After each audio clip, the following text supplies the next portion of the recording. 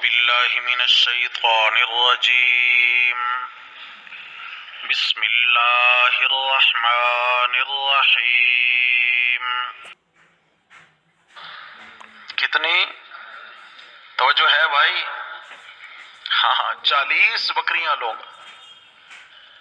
نے کہا جی ہم دینے کو تیار ہیں۔ چلے گئے، جا کے دم کیا، اللہ نے اس کو شفا دے دی، فوراً درد ختم۔ حسب وعدہ 40 بکریاں لے کر وہ قافلے میں پہنچے تو صحابہ تقوی کے پہاڑ تھے۔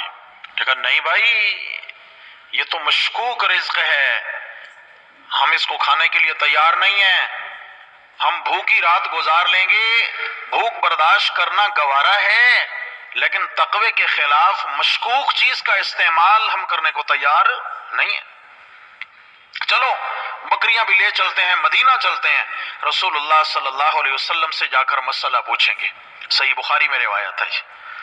مدینہ شریف میں پہنچے تو آپ صلی اللہ علیہ وسلم سے آ کر کارگزاری بیان کی تو آپ نے فرمایا کہ بھائی میں نے تو آپ کو کوئی دم وم نہیں سکھایا، آپ نے کیا پڑھا؟ تو وہ صحابی کہتے ہیں یا رسول اللہ میں نے سورۃ الفاتحہ پڑھ کر دم کیا تھا۔ آپ نے ہمیں یہ تو بتایا نا کہ یہ سورۃ الشفا ہے، یہ روحانی جسمانی بیماریوں کے روگ دور کرنے والی ہے، میں نے سورہ شفا پڑھ کر دم کیا تھا۔ آپ صلی اللہ علیہ وسلم نے فرمایا ہاں صحیح ہے یا رسول اللہ، پھر یہ بکریاں آپ نے فرمایا تمہارے لیے حلال ہیں، وَاضْرِبُوا لِي سَهْمٌ، ان میں میرا بھی حصہ کرو، ان میں میرا بھی کیا ہے بھائی؟ یہ تو ایک قسم کا مال فے ہو گیا نا، یہودی تھے، دشمنان اسلام تھے، سمجھا؟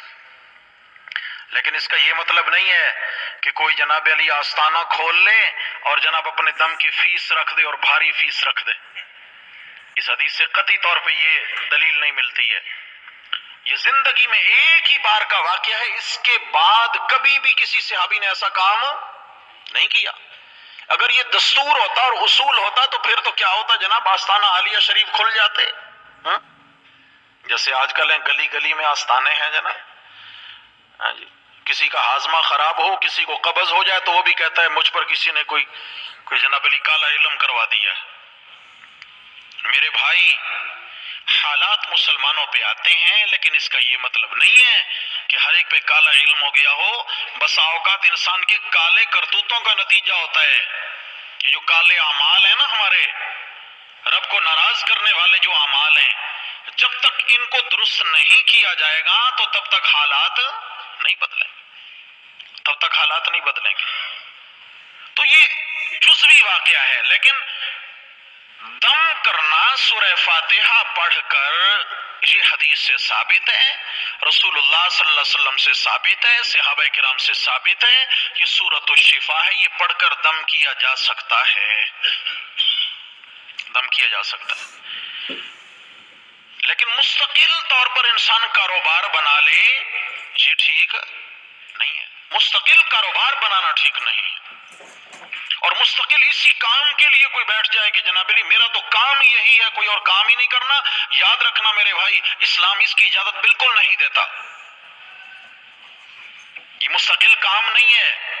ہاں، جب عمل جاندار ہوگا، انسان نمازی ہوگا، پرہیزگار ہوگا، حلال کھانے والا ہوگا، خدا کی قسم سورہ فاتحہ تو بہت بڑی ہے، اس کے صرف بسم اللہ الرحمن الرحیم پڑھ کر دم کرنے میں بھی اللہ بے مثال تاثیر ڈال دیں گے۔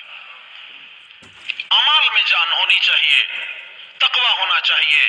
ایک بندہ ہے وہ حلال و حرام میں کوئی تمیز نہیں کر رہا، تو کیا خیال ہے پڑھ کر دم کرے تاثیر ہوگی؟ نہیں۔ عمل بولتا ہے انسان کا، عمل، اعمال پہ انسان توجہ دے، حرام سے اپنے آپ کو اس طرح بچائے جس طرح آگ کے انگارے سے بچاتا ہے، حرام سے بچائے اپنے۔ تو عرض یہ کر رہا تھا کہ یہ سورۃ الشفا ہے۔ گھر میں اگر بچے بیمار ہو جاتے ہیں، بڑے بیمار ہو جاتے ہیں، گھر میں کوئی پریشانی آ جاتی ہے، تو میرے بھائی یہ مبارک سورت ہے، اس کو پڑھ کر خود دم کریں۔ ہے کوئی مسلمان جس کو نہ آتی ہو یہ سورت؟ کیوں بھائی؟ سب کو یاد ہے ماشاءاللہ، نماز میں پڑھتے ہیں، تو خود دم کریں۔ بلکہ صحیح حدیث کے الفاظ ہیں، نبی پاک صلی اللہ علیہ وسلم نے فرمایا کہ جو مسلمان رات کو بستر پہ آئے اور سورۃ الفاتحہ اور سورۃ الاخلاص ایک مرتبہ پڑھ کر اپنے اوپر دم کر لے، اللہ اس رات موت کے علاوہ ہر مصیبت سے اس کی حفاظت فرمائیں گے، موت کے علاوہ، کیونکہ موت مقدر ہو چکی ہے، موت لکھی جا چکی ہے، موت دعاؤں اور وظائف سے ٹلنے والی، ہاں اگر یہ پڑھ لی ہے اس رات موت آ گئی تو انشاءاللہ اس کی برکت سے موت بھی مبارک ہو جائے گی، موت بھی خوبصورت ہو جائے گی۔